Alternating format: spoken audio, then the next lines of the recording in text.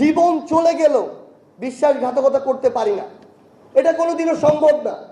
যদি একজন শহীদের পরিবার পারে, একজন আহত যোদ্ধা পারে, তখনই এই প্রশ্নটি সকল তাদের ক্ষেত্রে আসা সম্ভব যারা এই অভ্যুত্থানের নেতৃত্বে সামনের দিকে ছিল।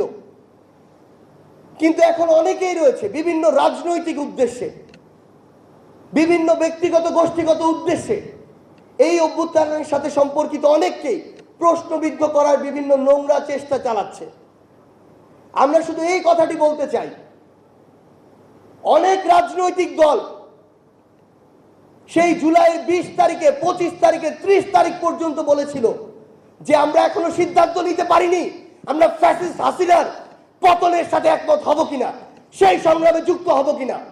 তারা যদি আজকে বড় বড় গলায় আমাদের সামনে বলে যে এই অভ্যুত্থানের তারাই সামনের সারিতে ছিল, আমরা শুধু অংশগ্রহণ করেছি, তাদেরকে আমরা শুধু একটি জিনিস বলতে চাই, বড় গলায় কথা বলার আগে নিজেরা বিবেকবোধের জায়গা থেকে একটি জিনিস শুধু চিন্তা করুন যে ওই জুলাইয়ের পুরো মাসে আপনাদের অবস্থানটি কি ছিল, ওই জুলাইয়ের পুরো মাসে আপনাদের কথা বলার জায়গাগুলো কেমন ছিল, আপনাদের বাক্যগুলো কেমন ছিল।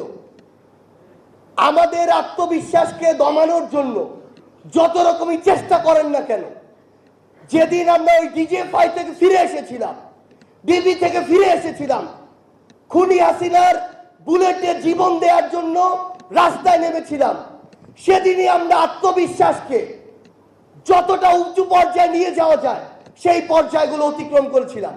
এখন আপনাদের এই ব্লেম গেম, এই নোংরা অপরাজনীতির যে গেম আপনারা খেলছেন, এগুলো দিয়ে আপনারা আমাদের আত্মবিশ্বাস নষ্ট করতে পারবেন না।